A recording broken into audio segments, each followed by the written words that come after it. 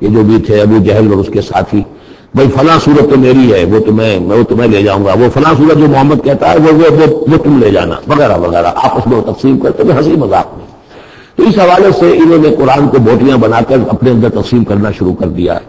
ایک رائے یہ ہے، مجھے وہ زیادہ قریب قیاس معلوم ہوتا ہے کہ قرآن کے لفظ کا اطلاق طاعت پر بھی ہوا ہے، کہ یہ قرآن وہ ہے جو محمد پر نازل ہوا، ولا بالذی بین یدیہ، ایک اور جگہ ہم آگے چل کر دیکھیں وہ قرآن جو اس سے پہلے تھا، اور وہ گویا کہ وہ تورات تھی اللہ کی کتاب۔ تو جس طریقے سے تورات کے ٹکڑے ٹکڑے کر دیے تھے یہود نے، اور قراطیسا تجعلونہ قراطیسا تبدونہا وتخفون کثیرا، یہ ہم پڑھ چکے ہیں سورہ انعام کی آیت نمبر 91 میں۔ تو جیسے کہ ٹکڑے ٹکڑے کر کر اور کچھ حصہ ظاہر کیا، کچھ چھپایا، دونوں کی رائے ہے وہ میں نے آپ کے سامنے پیش کر دی۔ فَوَرَبِّكَ لَنَسْأَلَنَّهُمْ أَجْمَعِينَ، تو تیرے رب کی قسم اے محمد صلی اللہ علیہ وسلم، ان سب کو ہم جمع کر کے رہیں گے۔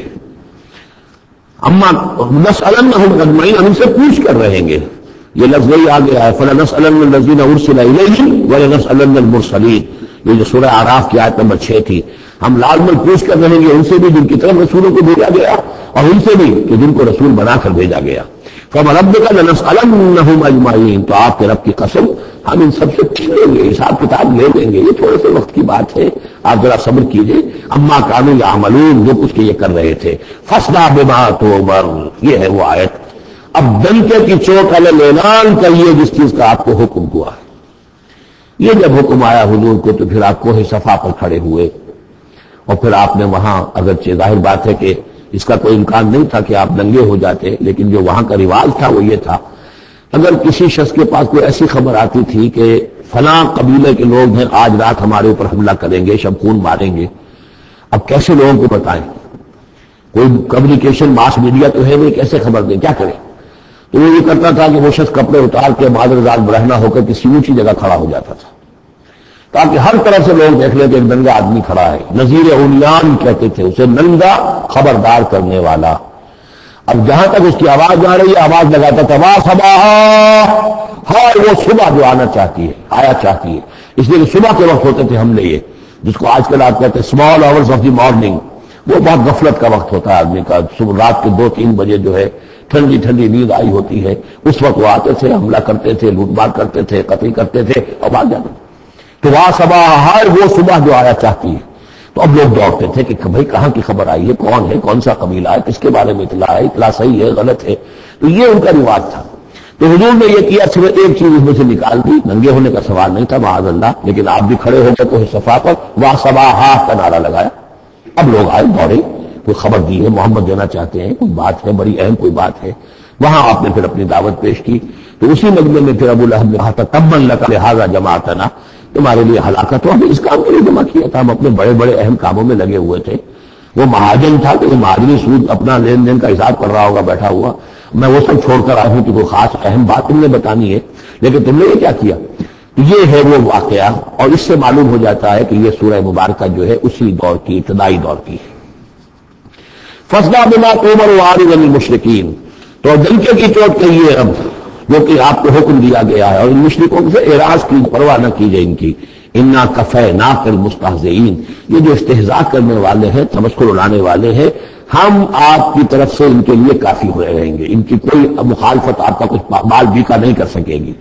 الذین یجعلون مع اللہ الہا آخر، جو اللہ کے ساتھ ساتھ اور بھی الہ گھڑے بیٹھے ہوئے ہیں، فسوف یعلمون، تو عنقریب انہیں معلوم ہو جائے گا کہ اصل حقیقت کیا ہے اور وہ کس طرح کی گمراہیوں میں پڑے ہوئے تھے۔ اب وہ آیت آ گئی جس کا کئی مرتبہ میں حوالہ دے چکا ہوں، اور سورہ انعام میں خاص طور پر وَلَقَدْ نَعْلَمُ، اے نبی ہمیں خوب معلوم ہے أَنَّكَ يَضِيقُ صَدْرُكَ بِمَا يَقُولُونَ، کہ جو کچھ یہ لوگ کہہ رہے ہیں اس سے آپ کا سینہ بھیجتا ہے۔ کسی نے پاگل کہہ دیا، کسی نے مجنون کہہ دیا، آصف کا سایہ آ گیا، کوئی ہمدردی کے انداز میں آ کے کہتا ہے۔ عتبہ ابن ربیعہ ایک دفعہ آیا، کیونکہ وہ بزرگ تھا، خاندان کیا معمر آدمی تھا، بھتیجے میرے بڑے تعلقات ہیں عاملوں سے بھی، کاہنوں سے بھی، واقعی اگر کوئی تم پر کوئی سایہ ہو گیا ہے، کوئی بری روح کوئی آ گئی ہے تو مجھے بتا دو، میں بلا کے لے آؤں گا، علاج کرا دوں گا تمہارا۔ اب کوئی کچھ کہہ رہا ہے، کوئی کچھ کہہ رہا ہے، کسی نے کہا شاعر ہے، کسی نے کہا کہ ایک انہوں نے غلام پکڑ کے رکھا ہوا ہے، اجمی غلام، اسے کمرے میں بند کیا وہ اپنے گھر کے اندر، اور وہ عالم ہے بہت بڑا جو پورے پچھلی کتابوں کا جاننے والا، اس سے ڈکٹیشن لیتے ہیں اور پھر آ کر ہم پر دھونس جماتے ہیں کہ یہ اب ابھی آئی۔ تو تو یہ ساری باتیں سنتے تھے حضور صلی اللہ علیہ وسلم تو آپ کو تکلیف پہنچتی تھی، کوفت ہوتی تھی. وَلَقَدْ نَعْلَمُ، اے نبی یہ نہ سمجھیے کہ ہمیں اندازہ نہیں ہے کہ آپ کو کوفت ہو رہی ہے، آپ کو تکلیف ہو رہی ہے، آپ کا سینہ بھیجتا ہے. وَلَقَدْ نَعْلَمُ أَنَّكَ يَضِيقُ صَدْرُكَ بِمَا يَقُولُونَ، کہ جو کچھ یہ لوگ کہہ رہے ہیں اس سے آپ کا سینہ بھیجتا ہے. فَسَبِّحْ بِحَمْدِ رَبِّكَ، بس اپنے رب کی حمد میں اور تسبیح میں لگے رہیے. تسبیح کیجئے اپنے رب کی حمد کے ساتھ، اسی سے آپ کے دل کو سکون ہوگا، اطمینان ہوگا. اسی سے یہ کہ آپ کے لیے استقامت اور صبر کے راستے جو ہیں وہ کھل کے چلے جائیں گے. وَقُم مِّنَ السَّاجِدِينَ، اور سجدہ کرنے والوں میں ہو جائیے.